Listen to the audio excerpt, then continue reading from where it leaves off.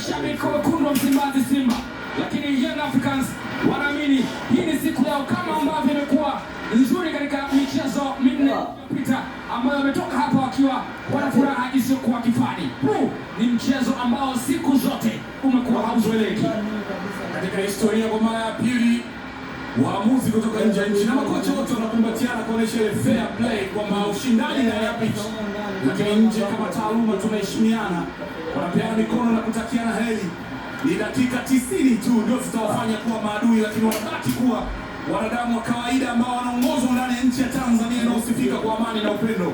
Mfumo ni 4-2-3-1 kama ilivyo kawaida. Kikosi cha Young Africans kutokea mchezo uliopita, Djigui Diarra anarejea golini.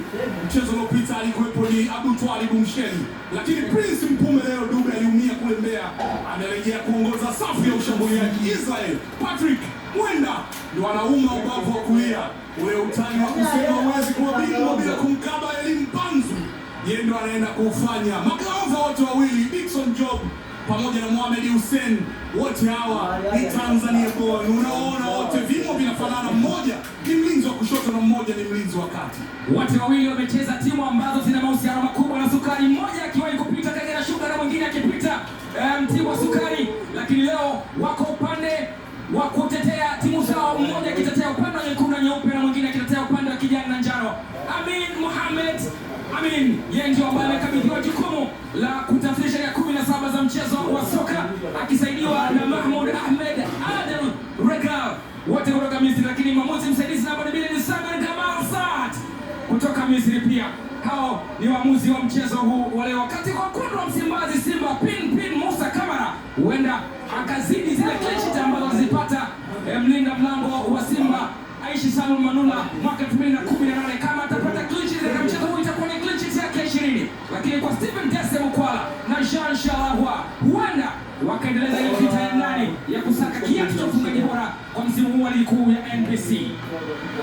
Kocha bora wa mwezi uliopita Fadlu Rahman Davis, mzaliwa wa Cape Town, Afrika Kusini, Bondeni kwa Madiba unaweza kaita hivyo, waasisi wa taifa hilo na mpigania haki na uhuru wa Afrika Nelson Mandela, ardhi moja.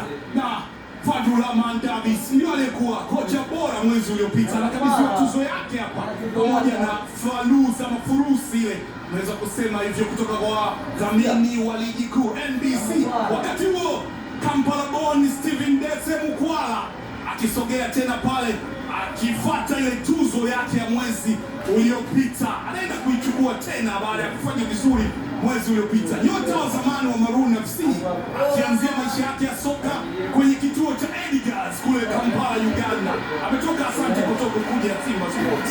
Mchezaji pekee katika ligi kuu ya NBC aliyetoa tuzo ya mchezaji bora wa mwezi mara 2. He has made it. Stephen Dese Mukwala, hii ni tuzo yake ya pili ya mchezaji bora wa mwezi, lakini kwa Fadlu Davis yeye ni tuzo yake ya 3 ya kocha bora wa mwezi, na akichukua tena kwa mwezi Mei. Khalid Aucho, roho ya kiungo cha Young Africans, akiwa na Mudathir Yahya Bas, wakati kwa upande wa mlinda mlango Musa Pin Kamara kwa mara nyingine tena anakwenda kuikabili Young Africans. Alikuwa mlangoni mara ya mwisho wakati Simba ilipoteza bao 1-0 katika uwanja huu wa Benjamin Mkapa, Dar es Salaam. This is just another day.